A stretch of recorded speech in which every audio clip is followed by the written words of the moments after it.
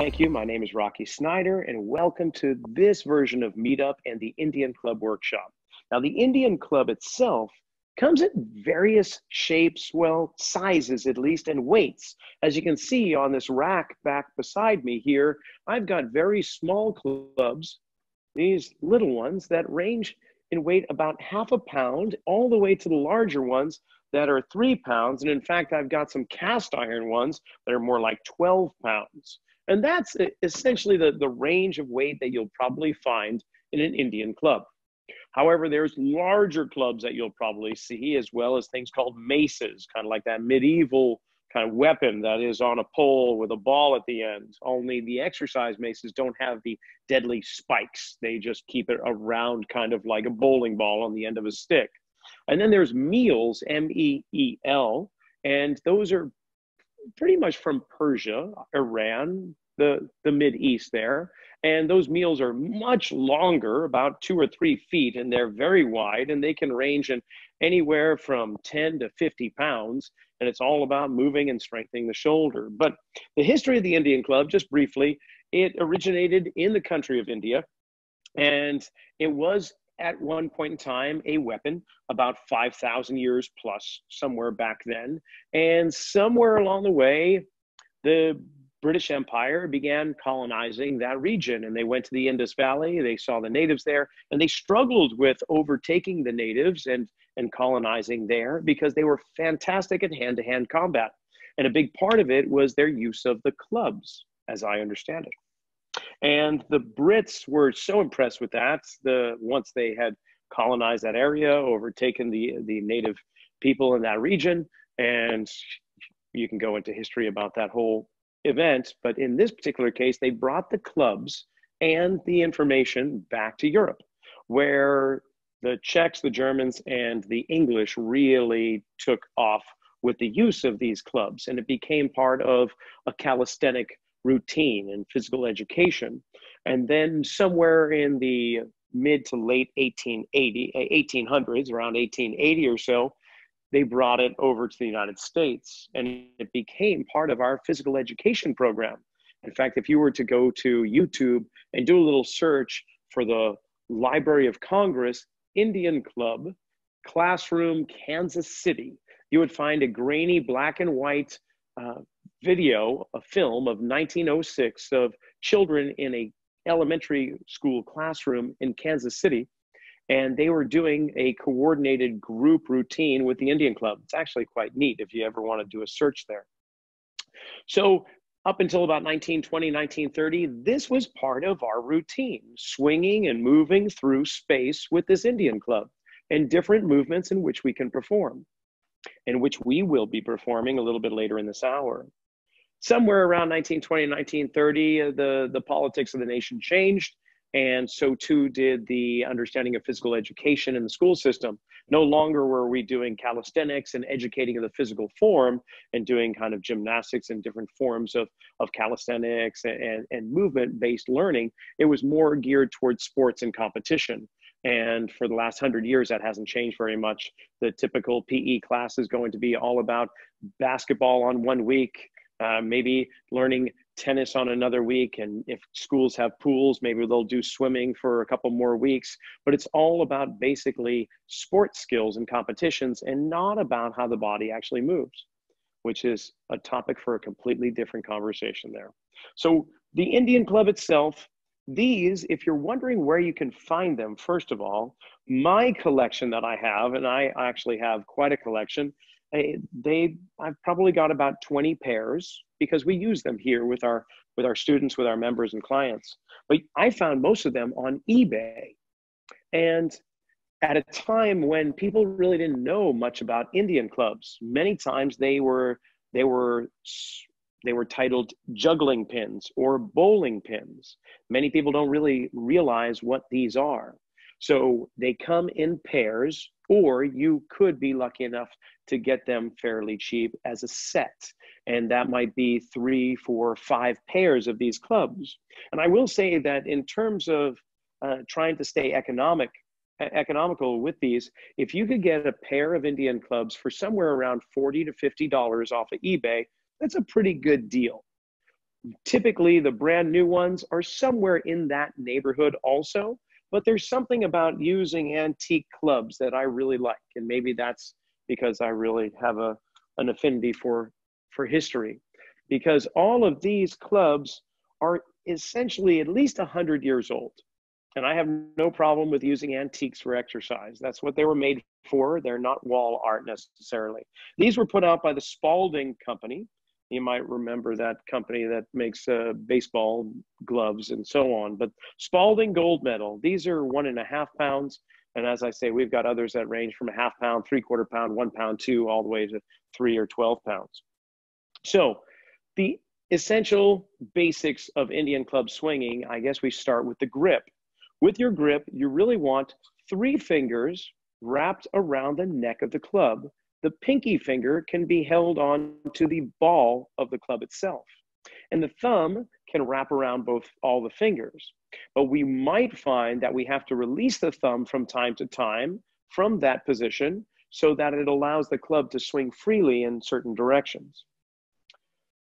The weight of the club itself is more toward the end. So that gives us some centrifugal force to work with. And again, as I said earlier, it'll distract the shoulder and create space. So a simple way of starting would be full circles. However, safety is the first thing.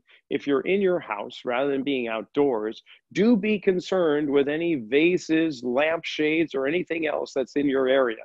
So what I typically do is bring my arms up and out, and maybe even make a circle around to make sure that no thing or person is going to be within my swinging range, except myself, which is a learning curve altogether different, which we'll get to. You may be hitting yourself with these clubs, and it doesn't feel very good. So it's important that we start slowly, get the movements down before you really start trying to swing these all over the place and speed it. Now, the other thing we want to do is make sure there's nothing overhead. So you could do the same thing, just look over, make sure there are no dangling chandeliers or anything else for that matter that you're going to hit. And the first one we're going to do is a simple large circle. So gripping that club with fingers wrapped around and thumbs across the fingers, we're going to start with one arm, and you're just going to reach up, over, and back behind you. And what you'll see is as I do this, my elbow stays straight and my bicep muscle near the top of my arm there comes close to my ear and then reaches back and around. You'll see that my rib cage rotates slightly to allow that club to go directly behind me. Now, these movements are great in assessing a person's ability to move through their shoulder. And what I mean by that is you might see somebody doing this and their elbow bends. And what that does is it reduces the need for that upper arm to get where it needs to go. So you'll see somebody doing these circles and it looks like they're doing okay, but in truth, what they're really doing is they're restricting or not demanding movement through the shoulder. Now, we don't want to go through any painful range of motion by any stretch. We want these to be maybe challenging, but not in any kind of pain-generating action. If you feel that, you might want to just take the club away and just see if your arm can do it with its own weight. And if it's still painful, then you might want to see somebody about that, a physical therapist, chiropractor, or whomever is your primary care provider. So as you make these circles around, you'll see that I'm going really slow, and I'm trying to keep my head, for the most part, in one place, nice and level. What will be interesting is to try the other arm. Do you have the same motion? Does that arm come right up by your ear and reach on back?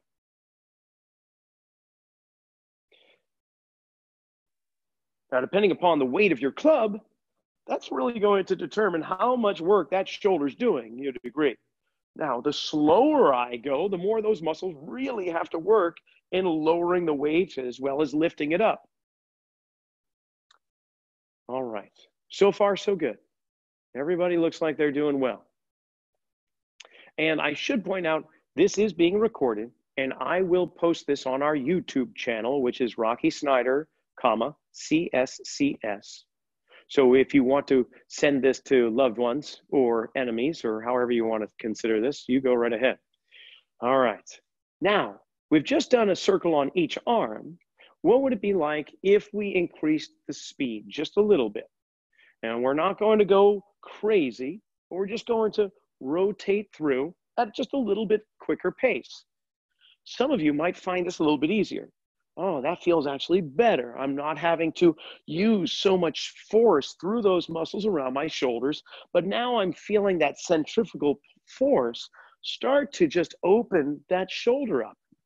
And if you want to go a little bit quicker, just remember to keep a good grip.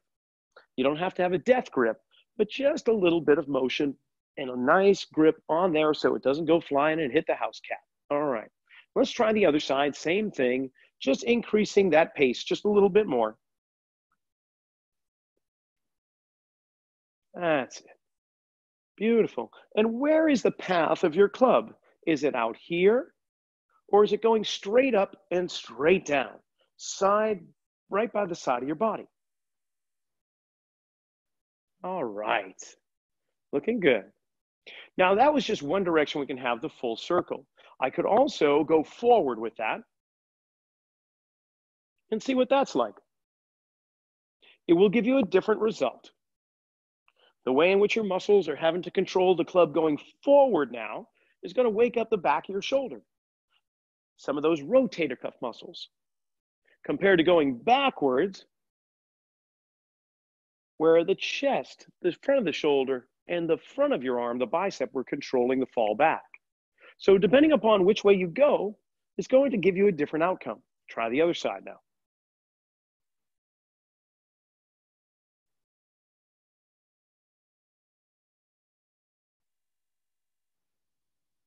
Not bad. Now, I love teaching movement, and one of the major purposes of it is to bring awareness into your body. Because you can be brain dead or body disconnected quite easily in today's world, especially with virtual workspaces, where we're not actually engaging our body, but just our eyes and our mind and a few fingers tapping on a keyboard. So this is a beautiful opportunity for you to really find out how you move, comparing one arm to the other. Is it different? And those are the things I love to learn, is what's different from one side to the next, and can we make it a little bit more balanced? So there's one circle. The other circle we can do is in front of the body, coming out and away. We call that abduction. And then moving toward the midline of the body, we call that adduction. So now you're like the propeller of an airplane, and you're just bringing that arm up, out, and around. And you'll see that I'm going slowly at first, just checking my range of motion. What does that feel like? Can I keep my head facing forward? There's nothing wrong with allowing the body to turn with this motion. That just gives you a different outcome. For right now, I'm just seeing, can I have my shoulder make this circle without a lot of help from the rest of my body? But I can always change it so that I rotate through, especially if you're maybe a courts athlete, like a racket athlete or a golfer. Getting that action of rotation with arm motion could be really a very beneficial way of training. So let's go with the other arm. Bringing it up and out, and then coming down toward the center at the bottom. Reaching across, up, out, and down. These are very basic, fundamental movements of working with the Indian Club. We will get to more complex action, and I know I will lose several of you with some of those complex movements, but that's good. That means that you've got something to work on. And you can start off with the basics, and then slowly over time, add more complex motions. Such as, what about alternating? So as one arm comes up and out, the other one's going to start its journey up and out. So can you have this alternating action where they're continually making circles, one going clockwise, the other one going counterclockwise? There we go. Do you notice that one arm has no problem maintaining movement while the other one stops and starts? Can you keep them even? And if you want to try increasing your speed, You can do that too. You don't have to go at the speed of sound or anything like that. But what is that like?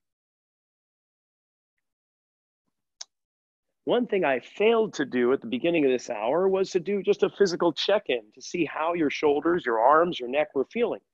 And then we would check in at the end. But just let those arms drop and just see how the shoulders feel right now. Hopefully, they're going to feel a little bit more active, a little bit warmer, maybe a little bit more engaged.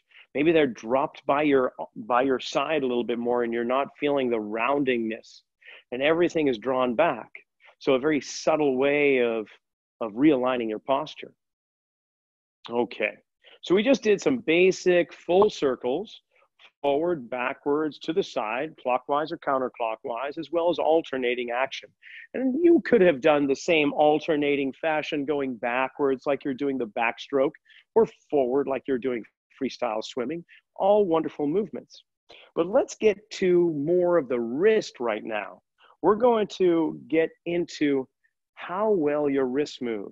And I have a feeling that they don't move very well,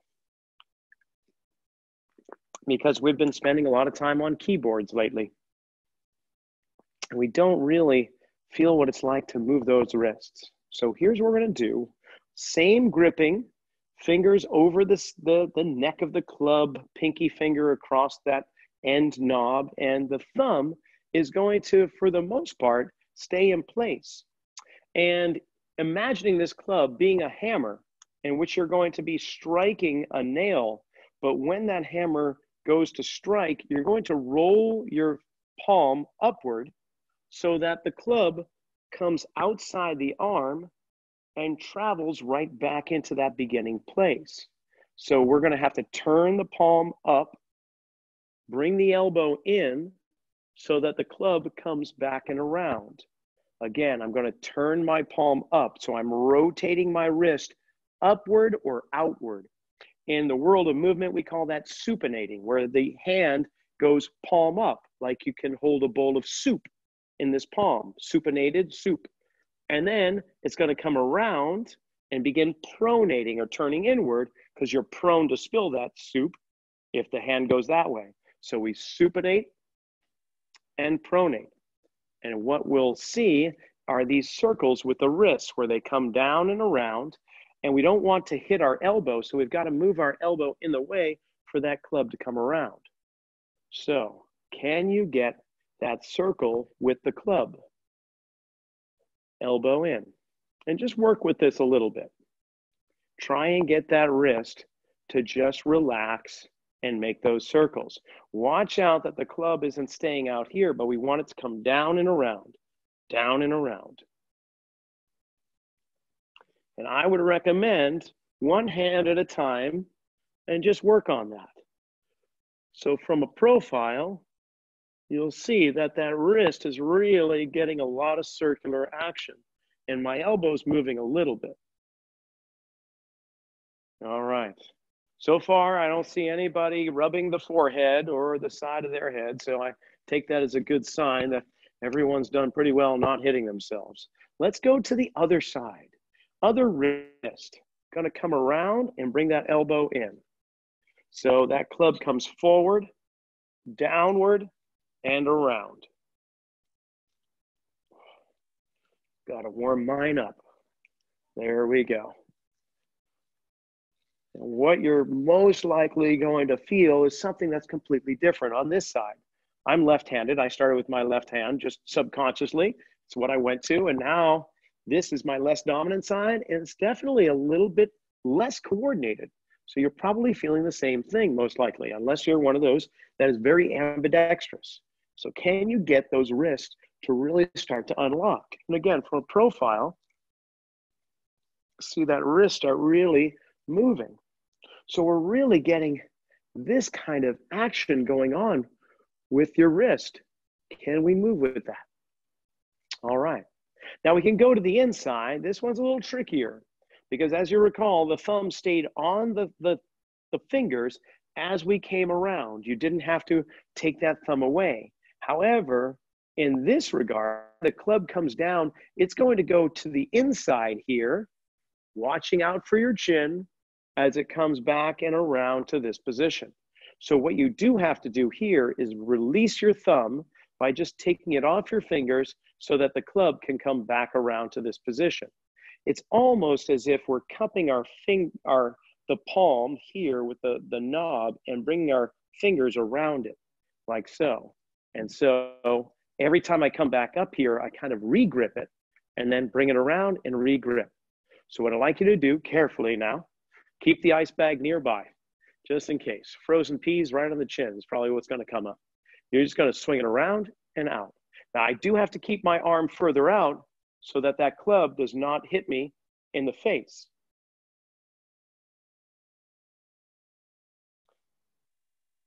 Then try the other hand. Same thing. If it goes flying across the room, that's expected. This is a lot of hand coordination. Catching it, catch. Just have to watch out for the camera. All right. You've gotten those outside and inside circles. Here's more complex action. We're going to combine those two circles and alternate from the outside to the inside. Outside, inside. And your thumb is going to almost do some thumb wrestling here. It's got to go around and touch the fingers and then release. Around, touch the fingers and release. So we're going to go here and the inside. Sweep out, in, out, and in. And meanwhile, that arm is staying out away from your body. It kind of comes in, extends out, in, out. The elbow is moving in and out as well, trying to avoid getting hit. I'm not expecting you to get this on the first go round. This is something that may take some time. Wrists, hand coordination, really great to work on, but it may take several attempts at doing this. I did not get these my first go round. So we can do the other hand now. And can you keep the rest of your body fairly relaxed? So this hand is not clenched and the arm is out here, but where is it? Is it down by your side?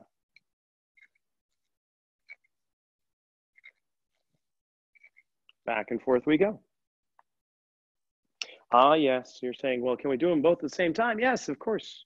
We can do the outside circles here with both hands. Perhaps that's where we go next. Just making those circles on the outside. And your thumbs can be across the fingers.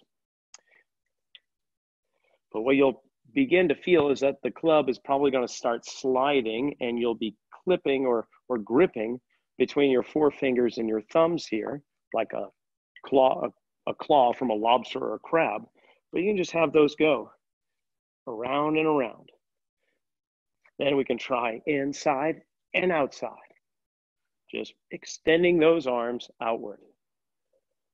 Whew. Okay. So we went from some very basic motion to some very complex motion. I do not recommend the complex right away. I recommend really mastering just the simple art of rotating that hand around. Can you get that wrist to unlock? Can you get that motion to occur? Because that's one of the fundamental actions that we'll get into with other movements. Okay, we're going to keep both clubs in hand. And we're going to begin by swinging them off to one side and off to the other. One side and the other. Now both clubs are staying in front of my body as I swing them. And you'll see one gets a little bit higher than the other. And that's all we're doing. Just get that swinging action. Ape-like arms, just swinging left and right. Beautiful. Everyone's looking good with these. And again, if you don't have clubs at home, that's okay. Just use your hands if you'd like to, or you can get a couple of rulers if you have some rulers at home or anything like that. Candles even. Okay, so you've got the basics of that swing down. Now we're just going to bring it up a little bit higher so that when I get up to the top here, what you'll see is I've got one club right in front of my face and the other one is behind my head. And then we're going to bring it slowly down and swinging over to the other side, where now the one that was behind my head is in front of my face and vice versa. So as I swing over to my right, my left hand comes right up in front of my mouth as if I'm holding an old-fashioned CB radio.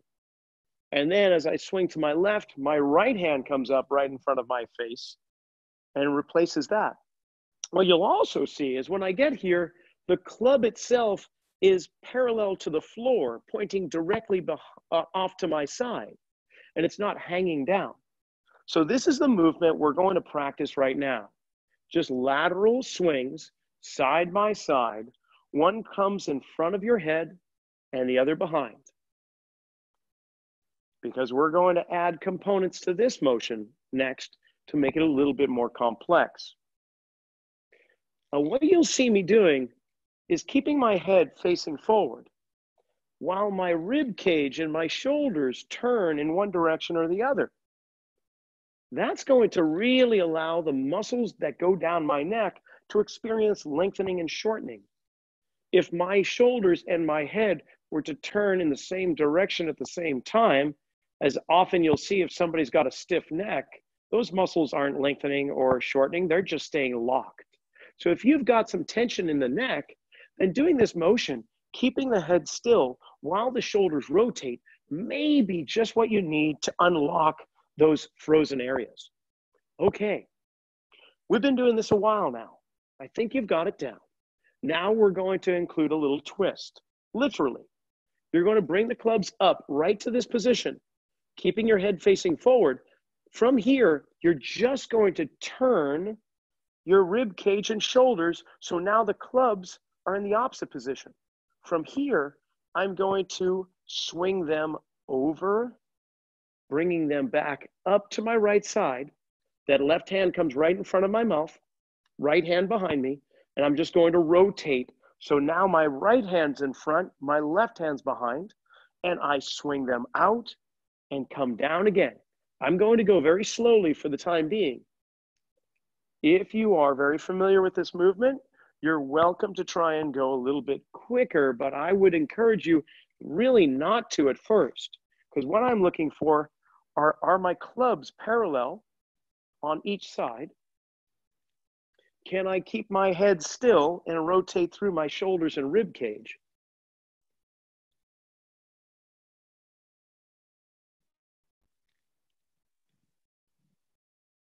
And where this will take us can be really some amazing complex movements that we'll get to in just a few minutes. But just this action of swinging down is allowing my spine to feel what it's like to rotate. You'll see that my hips, for the most part, stay facing forward with my head. And it's my shoulders and ribs that are really rotating along with the spine. Let's switch directions now.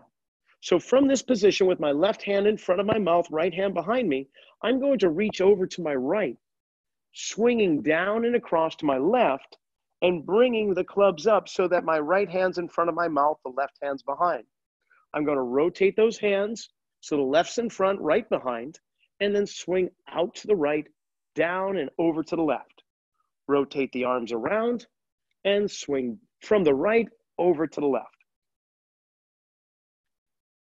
Head stays still while the hands, just like little moons, orbit around the head. And then leave, come back around, meet, and orbit again.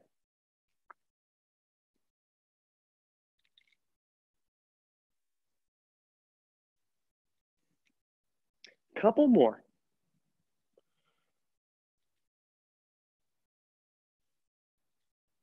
Now, there are a few websites you can go to aside from eBay where you want to hunt those little treasures down. You could go to motionrx.com and get polyurethane or wooden clubs for somewhere in the range of $50 or so. You could also go to performbetter.com where they sell them as well.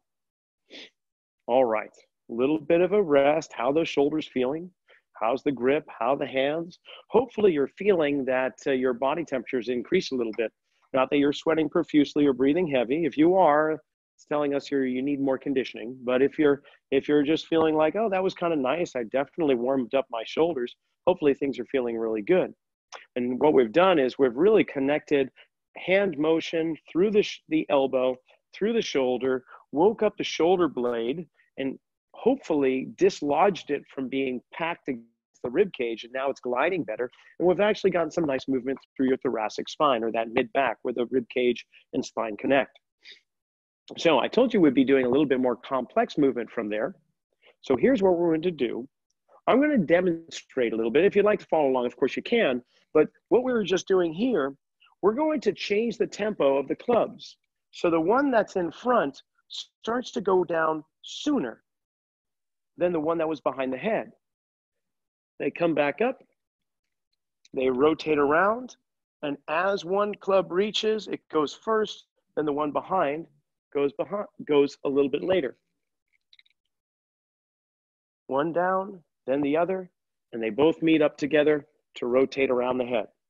The one in front goes down first, followed by the second. For golfers, this is a wonderful kind of motion, as you can probably see just by what I just kind of demonstrated. Here, here, and then we come back up again. Rotate around. One, then the other. And we meet back at the head and rotate. See what that is like. I'm just going to keep with this pace for the time being for maybe about 5 more repetitions. So you can just mimic me, follow along. And then I'm going to speed things up, but I'm not expecting anyone to stay with me when I speed it up. If you'd like to try, you do so at your own risk. One comes down, followed by the other. They both come up and begin rotating around. Last one at this pace, and then you'll see when we start to speed it up what this is really turning into.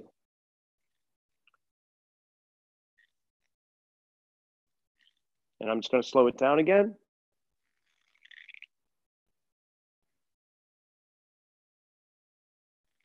And if you get lost, it's okay.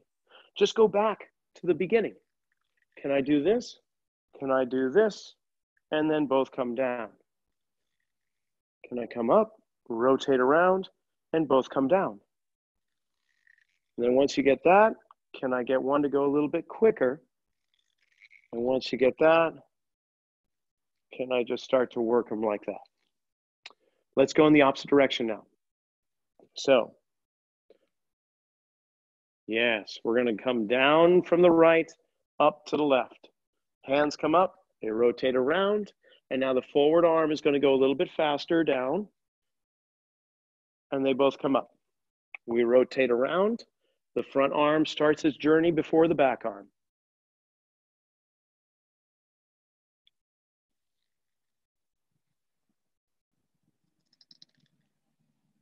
Rotating roughly the same time. They meet up around the head and rotate through.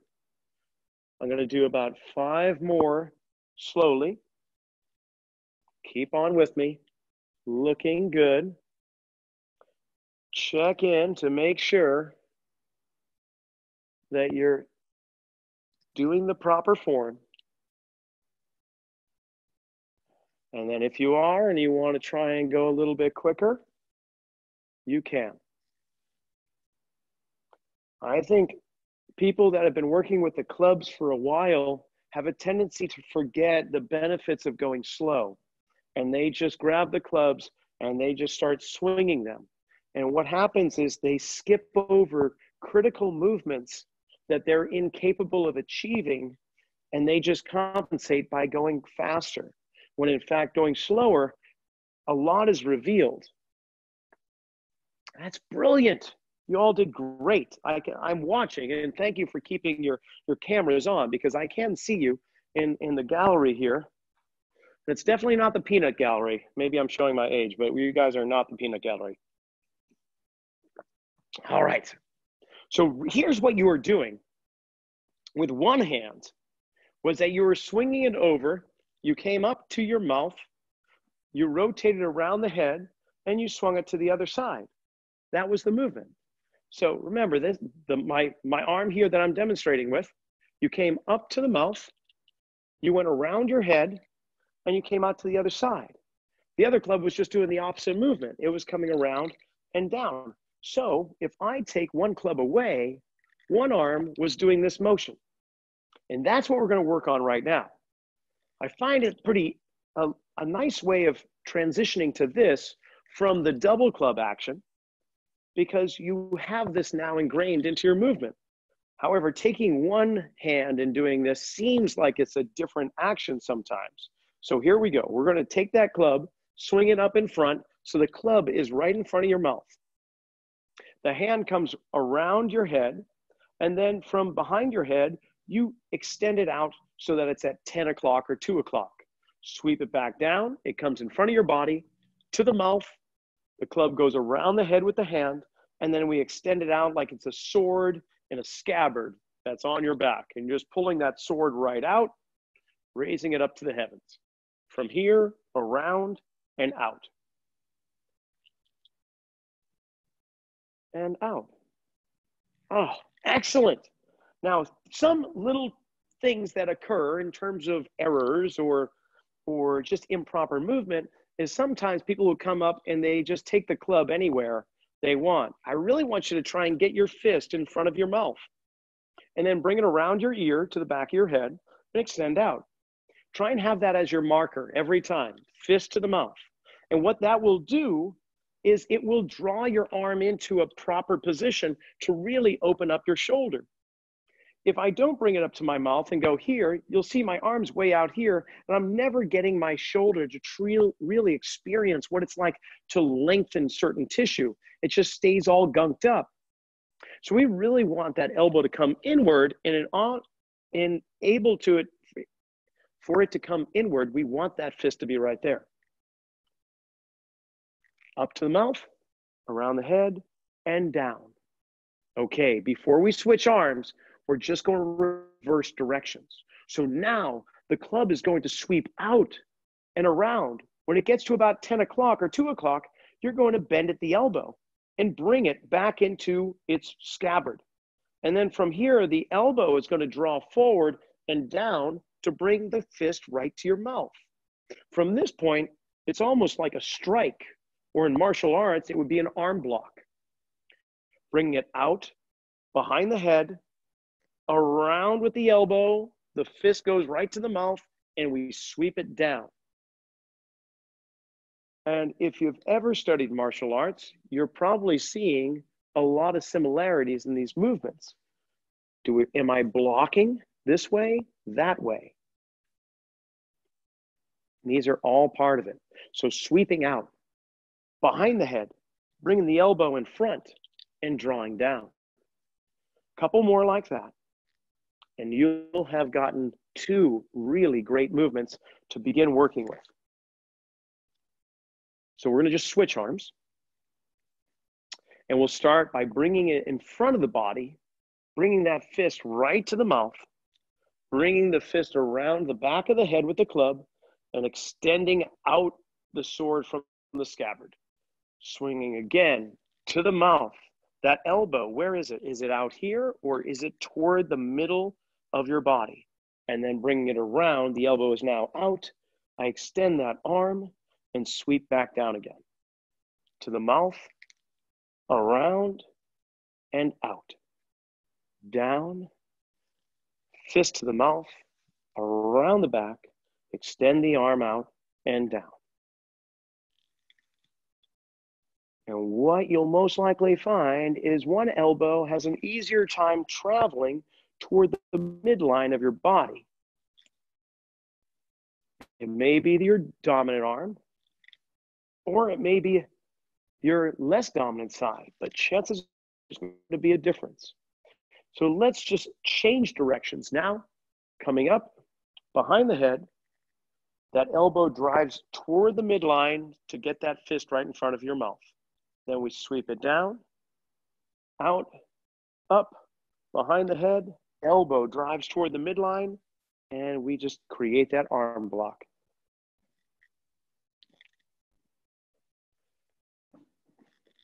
Around to the mouth, and down again. Excellent. Okay, so we have done in front and behind. Slowly, quickly, whatever tempo you would like. I'm back to both clubs now, because what we're going to be doing is we're going to have one come up to your mouth, around your head. The other hand is going to start its journey so that when you get the arm out to 10 o'clock, the other one is at your mouth.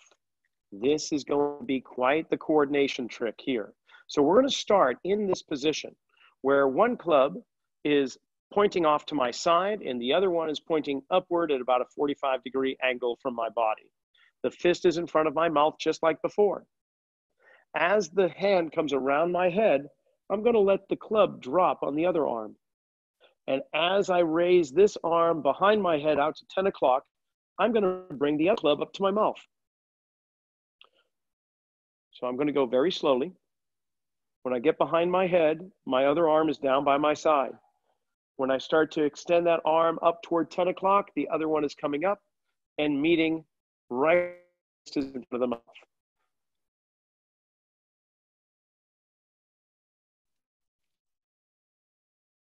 One making the journey downward while we are behind the head with the other hand. As that one extends up, the other one comes up to the mouth.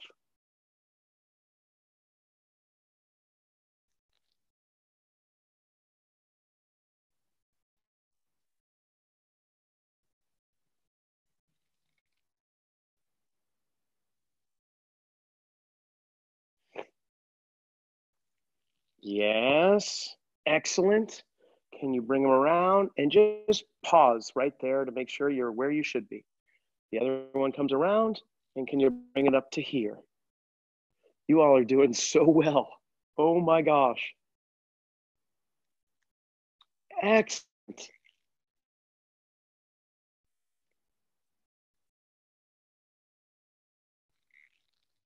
And I've got one more to do with you.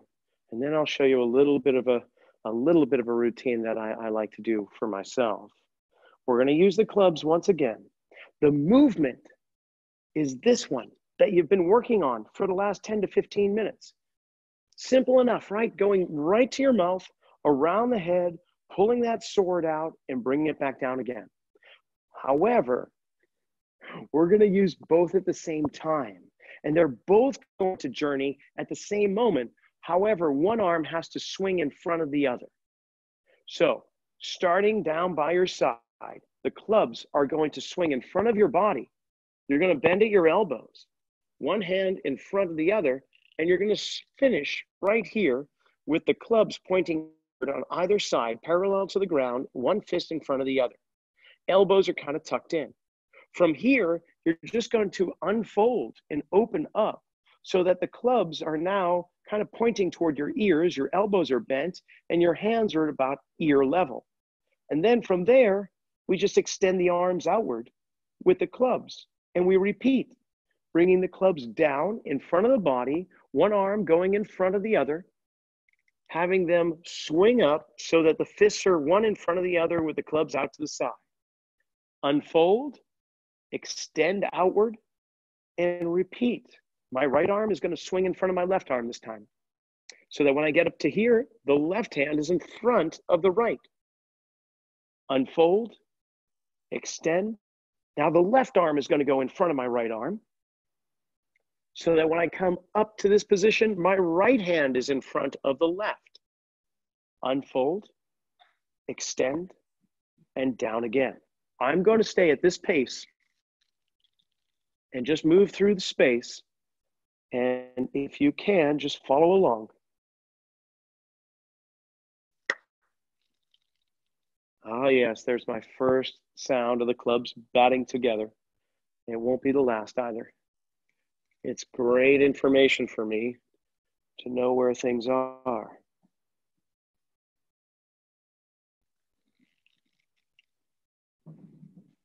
And what you'll see is my elbows are still driving toward my midline, getting in there. And then they come out. So the muscles between my shoulder blades, attaching to my spine, we call those rhomboids, middle trapezius, getting some nice experience of length. And then as my elbows go out, they experience shortening. Beautiful. Now, if you want to try and increase your tempo,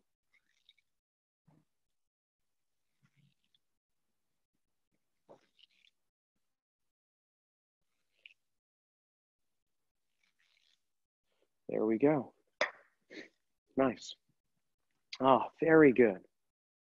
So I just really enjoy how these feel on my shoulders. It just frees up my neck, my back, my posture is feeling more aligned. I'm more balanced in my feet just from doing this.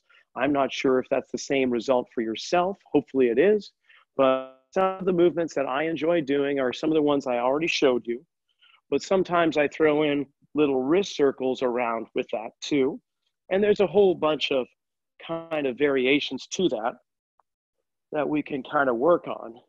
And there's a few people online that are really quite proficient with the Indian Club that you could follow. I am not one of those, I don't believe. I don't think so. I've been using them for a while, but I feel like there's so many other people out there that are really quite good at teaching these movements. But you can see there's a whole bunch of patterns that you can develop with these. And there you have it. I know we've got one comment. What size weight should you get if you're a beginner? Where did you learn Indian clubs? Two good questions. The size I would recommend, depending upon your proficiency, if you've got an athletic background, is about 1 pound. If you have a history of shoulder issues, you might want to try 3/4 pound. I don't recommend 2 pounds. It sounds really quite silly, but the jump from 1 to 2 pounds is actually quite significant when we're talking about trying to hold weight farther out from our center, as well as generating a lot of centrifugal force. Like the 10-pound cast iron clubs that we have here, rarely do I ever take a lot of time in playing with those. Because it's just a lot of strain. It's something that I'll put in from time to time, but I think your best bet is 1 pound. The ones I'm using today to demonstrate are 1.5 pounds, but anywhere in that region would be good. Where did I learn Indian clubs from? It was from this gentleman by the name of Dr. Ed Thomas. And Ed is, at least at that time, was in charge of the physical education for the state of Iowa. And giving talks and presentations on several things, inversion therapy, Indian clubs, and a whole bunch of other things. But he has traveled far and wide and is probably the lead historian of physical education and exercise in the world, I would say. He's just a fountain of information. And he put on a demonstration, a workshop for Indian clubs. And instantly, I thought that was just a phenomenal tool, and which I brought back and have been using them ever since. And if you enjoyed this, I should also point out that I have a playlist on our YouTube channel, which is Rocky Snyder, CSCS. And if you click, and preferably if you'd subscribe, that's wonderful too. But if you click on playlist for Indian clubs, I have about, close to 10 videos that are all about what we did today, how to do the basic ones. And you can continually go to them, play them back, and the nice thing about YouTube is you can select in the settings the different play speed that you would like. You can have it at a half the speed or a quarter speed, so you can really do it slow motion. I definitely would recommend muting the sound because you'll start to sound very similar to that. So just Rocky Snyder, CSCS on YouTube, and the Indian Club playlist is where you can go for more information. Well then, if you want more information, we've RockySnyder.com or Rocky'sFitnessCenter.com. If you're in the Santa Cruz area and you want to check us out, please do. You can always have a complimentary consultation with my wife, Dana. She sits down for about a half an hour, chats with you about what you're looking to do and what you're interested in doing. And if we can meet your needs, then we're happy to do that.